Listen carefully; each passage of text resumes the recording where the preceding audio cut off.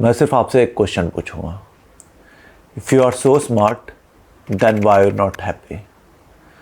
दोबारा पूछता हूँ, if you are so smart then why you are not happy and why you are not rich. Hello, my name is Gaurav विमल।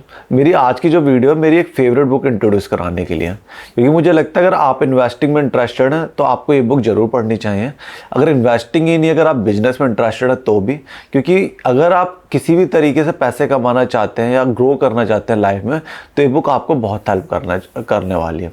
और मेरे को तो बहुत ज़्यादा इस बुक से हेल्प मिली है, तो मुझे लगा कि मेरे को भी आपको इंट्रोड्यूस कराना चाहिए इस बुक से। तो चलिए, किस बुक की बात कर रहा हूँ, मैं उस बुक को लाता हूँ। ये है वो book, the Almanack of Naval Ravikant. तो ये जो बुक है, इसी से कोट था जो मैंने सबसे शुरुआत में पढ़ा था। वो कोट था, if you are so smart then why are not happy. तो उसमें ऐसे बहुत सारे क्वेश्चन और बहुत सारे डायरेक्ट आंसर है, जो आपके प्रिंसिपल ऑफ थॉट है उस पर ये डायरेक्ट क्वेश्चन करता है, जिससे कि आपको ग्रो होने में हेल्प मिलेगी। मैं आपको इस बुक के बनने का पूरा एक हिस्ट्री बताया था, ये बुक बनी कैसे, जिससे आपको पता चलेगा कि ये बुक क्यों इंपॉर्टेंट लगती है मेरे को पढ़ना।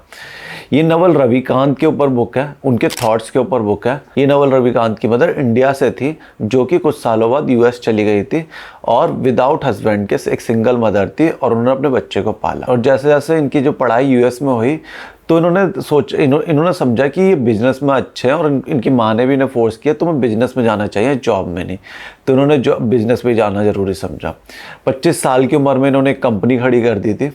तो इन्होंने नोटिस करा कि ये पैसे कमाने का भी ना एक पैटर्न होता है। धीरे धीरे ये अपने दोस्तों को भी अच्छी अच्छी गाइडेंस दिया करते थे। तो ऐसे इनके किसी दोस्त ने देखा, अंग्रेज ने, उन्होंने सजेस्ट किया कि आपको इस पर बुक लिखनी चाहिए, तब जाके ये बुक आई। तो मेनली इन्होंने कुछ ट्वीट किए थे जिससे बुक बनी है, जो कि ट्वीट बहुत फेमस है। ये जो ट्वीट बहुत फेमस है वो कहीं ना कहीं आपने जरूर पढ़े होंगे। तो उसी ट्वीट पे इन्होंने पूरी की पूरी बुक बना दी गई है। तो जब आप ये बुक पढ़ेंगे तो आपको लगेगा बहुत छोटी छोटी बात है, उसे खोल के कही गई है, लेकिन ये सारी की सारी बातें बहुत इंपॉर्टेंट है। और अगर आप ये बुक नहीं पढ़ना चाहते तो मैं कहूँगा आप सिंपल सा इनका एक जो रोगन के साथ एक पॉडकास्ट आप उसे पढ़ लेंगे तो भी आपको बहुत हेल्पफुल मिलेगा। और सबसे इंपॉर्टेंट बात, इसमें कोई भी ज्ञान नहीं है, जो सिंपल और सही बात है वो बात है। मैं इसके कुछ इंपॉर्टेंट लाइन पढ़ देता हूँ ताकि आपको इस बुक की कैपेबिलिटी पता लगे और आपको पता लगे ये कितनी इंपॉर्टेंट है। तो ये बुक बेसिकली 2 पार्ट में डिवाइडेड है। सबसे पहला है वेल्थ में बिल्डिंग वेल्थ आता है, और दूसरा आता है बिल्डिंग जजमेंट, अगर आपको पैसे कैसे बनाने हैं और उसके लिए जजमेंट कैसे करनी है। और सेकंड पार्ट आता है हैप्पीनेस, क्योंकि इन्हें लगता है हैप्पीनेस एक अलग चीज़ है, वेल्थ एक अलग चीज़ है, दोनों ही चीज़ें सीखनी पड़ती है। तो हैप्पीनेस के अंदर आता है इनका लर्निंग हैप्पीनेस, फिर सेविंग योरसेल्फ, क्योंकि ये कहते हैं अगर आप खुद ब्रोकन हैं तो आप कैसे दुनिया को बचाएंगे, आप अपने कैसे फैमिली को बचाएंगे। तो सीमेन का कोट आता है, you are broken and you going to save your family और you going to save everyone. तो पहले इसी में एक और चीज़ ये कहते हैं जो मेरे को बहुत अच्छा लगता है। ये कहते हैं सबसे पहले आपको अपनी हेल्थ का ध्यान रखना चाहिए, फिर मेंटल हेल्थ का ध्यान रखना चाहिए, फिर उसके बाद आप किसी के बारे में सोच सकते हैं। पहले अपने बारे में सोचिए, फिर दूसरों के बारे में सोच सकते हैं। दूसरों के बारे में मतलब अपनी फैमिली के बारे में भी।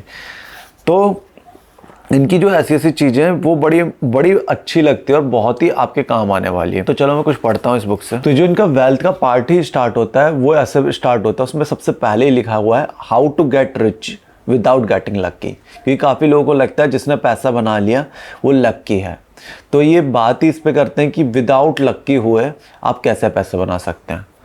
अब सेकंड जो पेज आता है उसमें सबसे बड़ी बात लिखी है, making money is not a thing you do, it's a skill you learn. Making money is a skill.